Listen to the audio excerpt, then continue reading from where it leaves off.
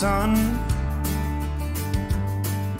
Nothing to lose and a hand on the gun. They never said a thing about the shape I was in.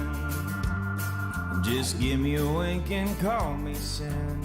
Yo, what's going on, everybody? Welcome to Coastal Connection. I got my boy Mike G down here in Tampa. We got Jake on. But before I kick it off with Jake real quick, I just want to thank the works down at Boyette for always helping us out and getting us a good workout in the morning. Planetary Design, who sponsors us and gives us a little bit of affiliation love. And also the Rack Residency. They always help us out. So if you're looking for a home, check out Rack. And with that being said, what's going on, Jake? Hey, how's it going? How's it going? How you doing? Hey, we're doing good. We're doing good. Hey, Mike G, how you doing tonight? I can't complain. It's almost Friday. You know what I'm saying? It is what it is. We got a new guest, and it's live. It feels good to be back. That's right, because we took a break. Hey, so, Jake, where are you located at, man? I'm in Nashville. I was born in Texas, grew up in South Carolina, but I'm in Nashville now. All right, so I know you're an aspiring guy. You're getting your music going. So how's it feel to do that relocation to Tennessee and just start that new life of trying to become an up and coming artist, man? It's been good. It's been good. I was playing a lot in my hometown in Greenville, South Carolina, and doing that a lot, but got an opportunity to record an album last year, and it just felt like the right time to make the move and get those connections to the industry and kind of get more involved with it. So it's been good. It's been good. It's a big old city. I'm getting used to it, but it's been good. All right. So has it really been a life-changing thing for you? And where's your family still located, like your mom and dad and stuff? My mom and dad are still in Travelers Rest. I got a lot of family down in Texas, and what really made the right time is my brothers no longer live in South Carolina. The one's in Denver, one's in Detroit. So it was just it just felt right, like the right time. I still go back down there. It's only about 5.5 hours, so it's not bad. It's only about, hey man, I'm almost 60, man. 5.5 hours is a lot when you got bad knees. That's fair. That's fair. All right. So did you start singing in high school, or what really got you into this, the music bug? How did it bite you? How did it get you going, man? Yeah, I grew up singing in church, singing in choirs, but I didn't really catch the bug myself till I was probably 14 or 15. And at first it was just guitar. Like I was obsessed with guitar.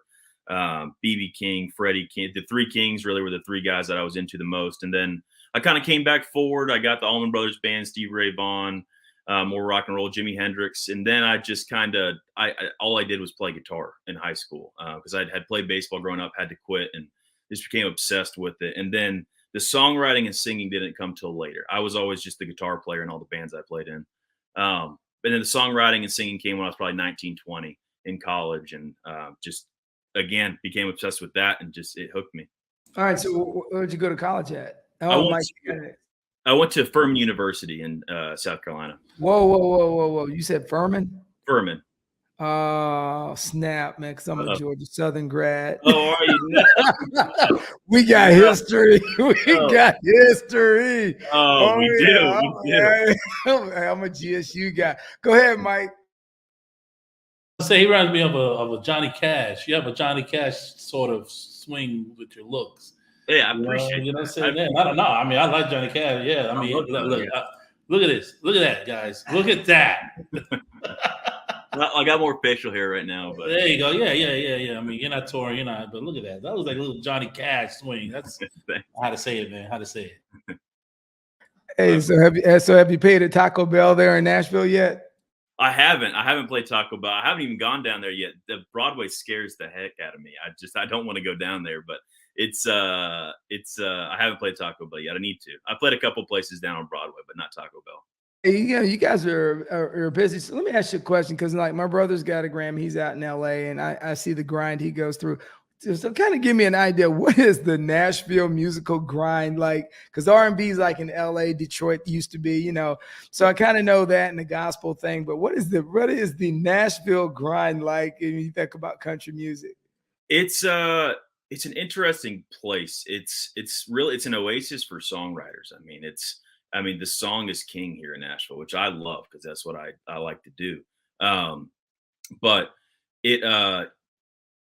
thankfully everyone's super supportive. Like I bartend on the side when I'm not on tour, and almost half of the people I work with are also songwriters, or they're touring drummers, or they're singers, or they're whatever else, or guitar players. But a lot of my friends who play down on Broadway, it is a grind. I mean, they are down there every single night, from 9 p.m. till 3 a.m. playing for tourists, and they have a good time. But I mean, it's a grind. It really is a grind. I mean, and it's they work hard. All right, hey, what was that movie, Mike, with Tom Cruise? Where he's the bartender. What was the name of that one? Cousin Cocktails. Oh, Yeah, it is. I know what you're talking. I can't remember what it is though. Are you shaking them up and spitting them, man? Shaking them up and spitting them. Go ahead, Mike. Nah, man, you just threw me off. It was Cocktail, buddy.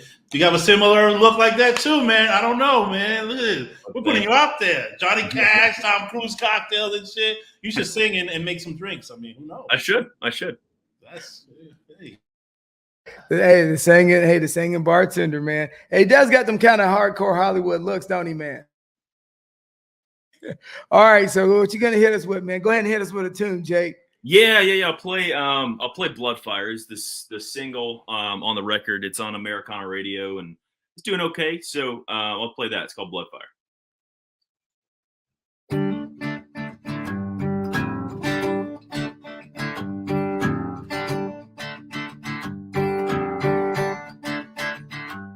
She was a redhead daughter of a brown-eyed son.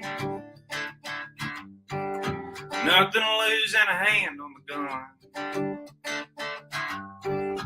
Never said a thing about the shape I was in. Just give me a wink and call me sin. Said, darling, all I need is a name, and you can go back out the way you came.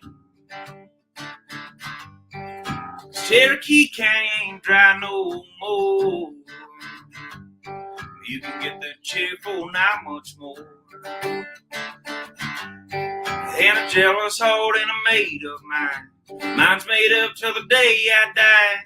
Cross me now and you might see that devil that's inside of me.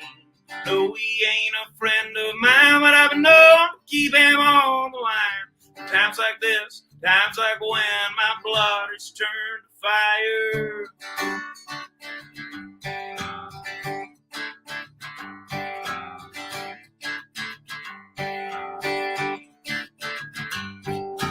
Ain't nobody gonna hold her down. When the time is right, she'll paint the town. Said now you just listen to me. I'm everything you'll never be. If you won't leave, baby, there's a door. Just know there ain't that much in store. I got a jealous heart and a made of mine. Mine's made up till the day I die. Cross me now and you might see that devil that's inside of me. No, he ain't a friend of mine, but I've known to keep him on the line. Times like this, times like when my blood is turned to fire.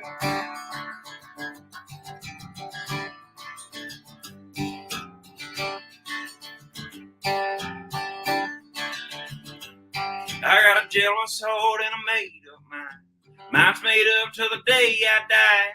Cross me now and you might see that devil that's inside of me. No, he ain't a friend of mine, but I've known to keep him on the line. Times like this, times like when my blood is turned to fire.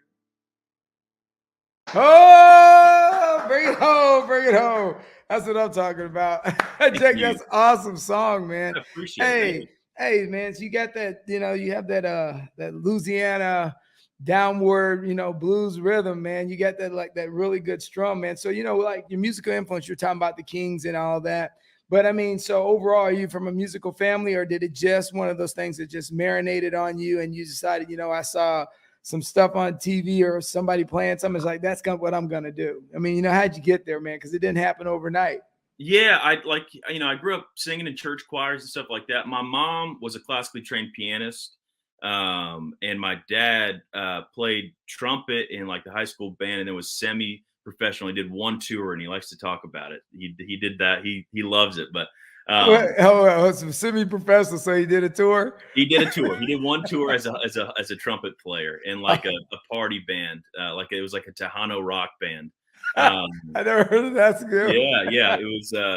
But both my brothers played guitar. My older brother's 10 years older. He played for a long time. Kind of just like on the side for fun. He grew up around it, but he was in the Army, and he didn't do it professionally at all. But then my little brother's honestly more talented than I am, but he's getting his master's degree in something completely different. But yeah, so I grew up around it, but I didn't catch the bug myself, like I said earlier, till I was 14, 15. Okay, and so let me ask you this though: as you look as you're going forward, and with everything that you got going on, what are some of the lessons? Like, if you got a younger artist out here, or we have some young kids, teenagers that watch this. I'm also, have to always watch my terminology these days with the new generation. What kind of advice do you give them if they're just starting out, and not, and go past that normal thing of, just follow your dreams? Because, hey, let me tell you what, man, I tell everybody, a dream without goals, without aspirations, without some impact to it are just daydreams. So, I mean, give us a little bit of like insight of, like, hey, man, this is what you from Jake's world. What do you think they really need to pursue if they're really going to pursue music? For my biggest thing would be practice. Like, get really good at whatever you do, whether it's songwriting or playing guitar or singing or production. Get really good at it and practice and practice and practice.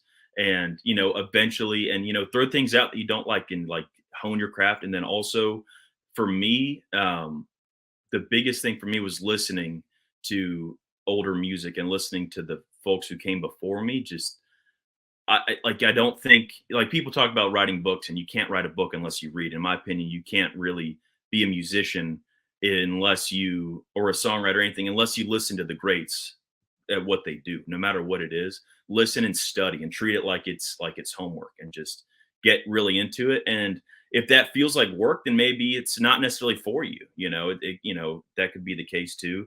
Because I feel like to even make some kind of a new sound, you got to listen to all that old stuff. Yeah, Mike, you got anything, man? While you were clicking them buttons? Yeah, no, I was gonna say the videos are really good. Do you use the same company over, or? Yeah, I did. Yeah, okay. Charlotte Avenue Pictures, and Will, who produced those, directed those videos, actually produced my record too. Okay, yeah, I see. It's nice. It's clean. It's nice. It's straight to the point.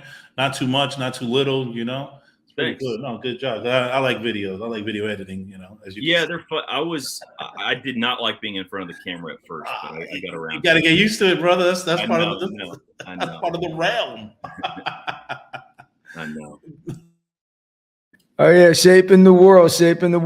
So as you know, you modified your they always say great songwriters and singers end up going into acting. So have you kind of like worked your mantra of thinking about, balancing that out with some different skill sets? Because I mean, you kind of got that Yellowstone look, bro. Appreciate it. I honestly, I think it'd be really fun. A couple of my favorite songwriters are going to be in a movie coming out this year, a Scorsese movie, and like they never really acted that much before. Jason Isbell and Sturgill Simpson, they're going to be in Killers of the Flower Moon. And I think it'd be really fun. Like I didn't like being behind the camera at first, and I was like, you know what, I like this. It's kind of fun. I would do it again. And yeah, and other skills, like I want to keep learning things, and I'll always write songs just because I feel like I have to for my own sanity. But I'd love to do other stuff too. Acting would be a blast. I think it'd be a blast. All right. So are you working solo, or are you working with a standard group of guys that you constantly do all your music with? So when you're composing some, do you like write 90% of your songs, or do you like link up? Because like we just had Thomas Cavanaugh and Kirsty Cross on, and they kind of collaborate. He wrote the song, and then she ended up, singing with it, and it's doing really well right now. So are you collaborating with different artists in Nashville? Because I learned in Nashville, man, there's so many songwriters, and you guys are just the talent level of what y'all do down there is unbelievable. I haven't that much yet. Like everything on this album, I wrote myself, and I've written by myself for everything. Really, I've never really co-written, but since being here, I've caught the bug, and I really want to start co-writing with one or two people. Like I don't necessarily want to get into a room with 7, 8, 9, 10 people, but even that could be fun too. I just it's a co-writing town, so I'm excited to do some. I've done a little bit here and there since I've moved here, none of which is on this album, but it could be on a future one. It might be, definitely. All right. And so let me ask you, so manager wise, how did you, find your manager? Shout out to Martha. But how do you find your manager and how a publicist, because for everything, like me and Mike, we started on a low budget with our podcast, and it's just two guys in a room. We're talking crazy. And then we got stars like you come on and you go, well, I'm not a star, Vince. See, here's the thing is that what me and Mike always say, it's not about where you're sitting financially. It's where you sit in the spectrum of life. And as far as we're concerned, you're a star. So how did you navigate that waters when you decided that you were going to make this a career? Well, I appreciate that. And I for a while, I was content just playing shows in my hometown. And then Michelle, my manager, reached out to me, and on Instagram, I thought it was fake. I ignored her for a little bit. I feel bad about that. I just didn't think it was real. And then I got on the phone with her and I was like, oh, Michelle's legit. And then she got us with Martha, and I saw Martha today, actually. It was great to see her. Till I said, hey, man. Till I said, hey, she be on my back, man. She be ready. But hey, ball of energy. Yeah, exactly. I played a TV show this morning at like 8, and I just got back from the road, and she was way more energetic than I was ready for. It was great. So I got hooked up with them, and I had been saving money for a long time from various jobs because I knew that at some point I wanted to make the jump and start taking it a lot more seriously. And I had kind of built up as much of a little nest egg that I could to kind of make it work. And basically it's like seed money for a business kind of thing. And because it's really what it is at this point, is it feels like I'm a businessman more than an artist sometimes, which, is neither here nor there. But so making that jump felt like it was right because I had taken the steps and I'd made mistakes, but saving some money and for an opportunity like this to rise. And it's worked out. I'm really happy with it, and it's been great. Oh yeah, man, that's great advice, man. And because I think everybody looks at the dark side of all businesses, but if you go in with a level head and and you surround yourself with some decent people, you can make a difference in everything. So with that being said, Mike, do you think we need another song, brother? I think we do. Yeah, let's do it. Absolutely. I will do Long Winter. Drop it down, tuning here.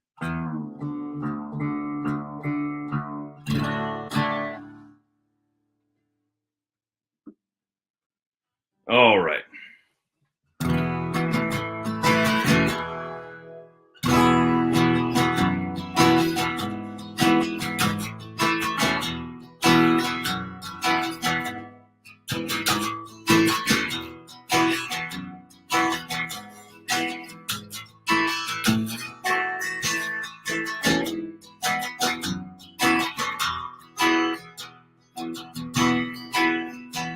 It's been a long winter, and the neighbor hit the mailbox again. You're sitting there naked on the couch playing cards and drinking gin. You've got the heat turned up to 80 to satisfy your warm-blooded roots. That box won't fix itself, so I'm bundled up in coveralls and boots. There's a drive-in movie on tonight, like it's 1953. So I'm sure you'll want to go, 'cause you like Rambo and the popcorn is free. So I guess crazy's not the word that I choose, but I doubt there's another to use to detail the reason why I'd rather be quiet and lose.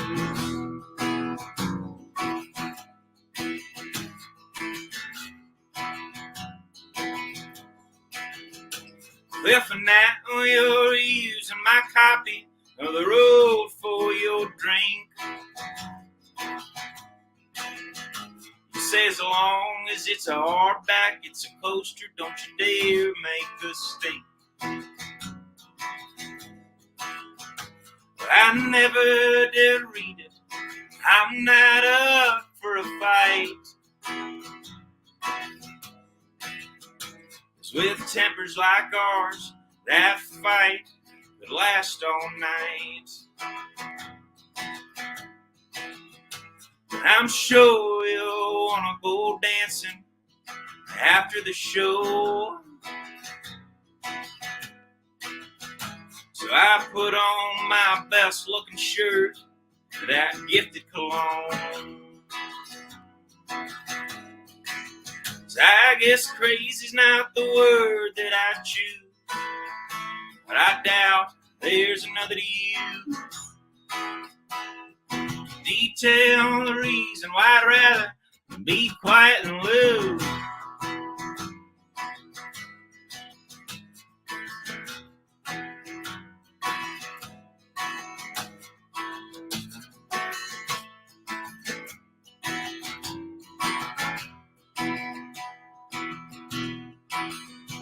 Well, the Benet boys are busy busting down ice sheets and snow. Summertime's coming, but we still got a ways to go. There better be a damn good reason why the hell that neighbor can't drive. 'Cause I salted this road all day from 7 till 5. You say, "Hon, won't you give it a break? Come on back inside." So I pack up my hammer and my shovel, and I swallow my pride. 'Cause I guess crazy's not the word that I choose, but I doubt there's another to use. To detail the reason why I'd rather be quiet and lose.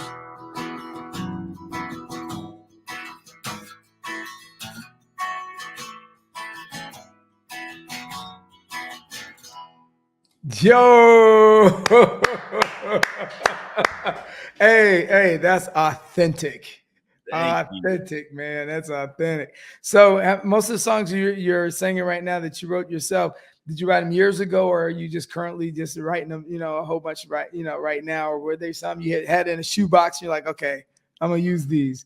Yeah, you've been writing for a while. I have, and those most of the songs that were on the album, the two I just played, I wrote probably since 2021, or maybe since 2020.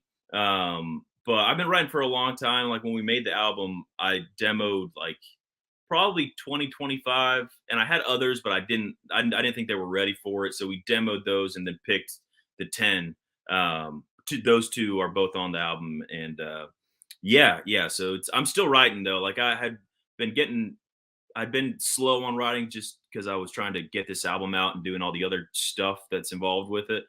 But since it released, I've been writing a lot more. I'm ready to do another album next year if I can. We'll see.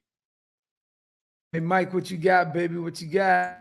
So, big question. It's kind of country, but kind of blues. You got a lot of mix into it. Pretty good.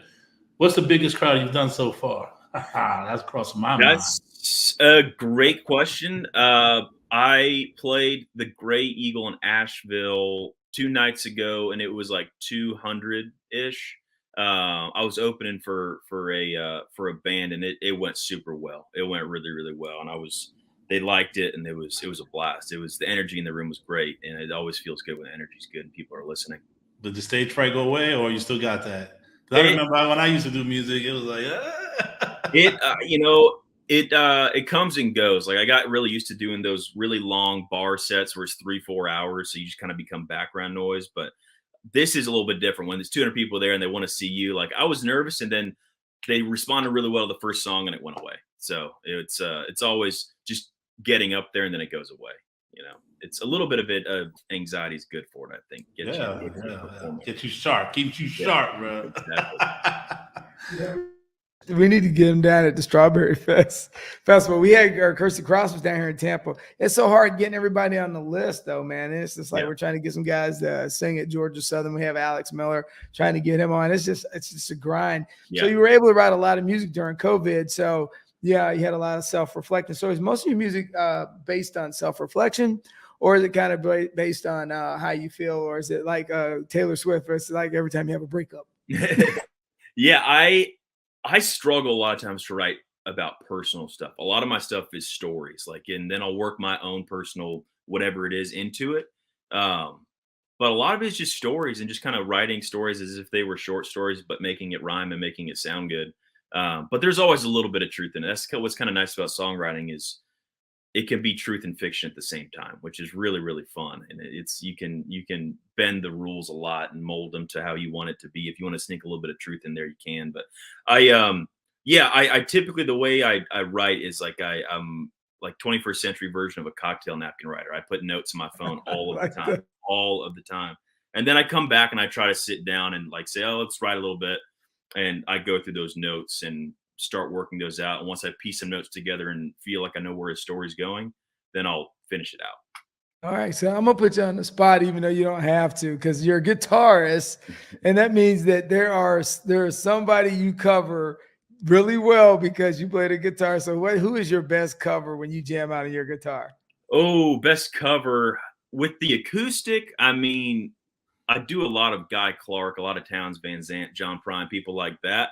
But on electric, I don't begin to assume that I can play as well as the old guys or Stevie rock and roll guys. But we used to do a lot of the Allman Brothers Band. We did a lot of the old blues standards and a lot of Jimi Hendrix. And I've gone back and watched some videos of in high school of us trying to do Hendrix, and it was horrible. I feel like I do better now, maybe, but I don't know.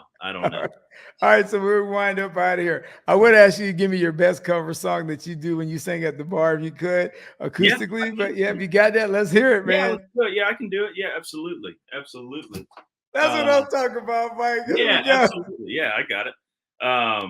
It's a song called "Stuff That Works," and it's something I wish I had written. I wish I had, but I didn't. And I still do this one a lot, even at my own shows.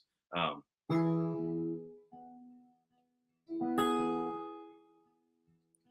got an old blue shirt and suit. Ooh, I'm in the wrong tune. One second. There we go. All right.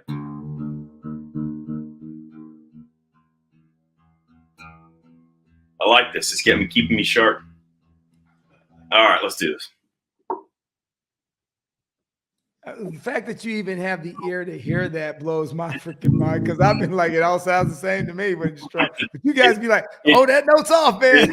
It's screeching in my ear when it happens. All right, let's try it. All right.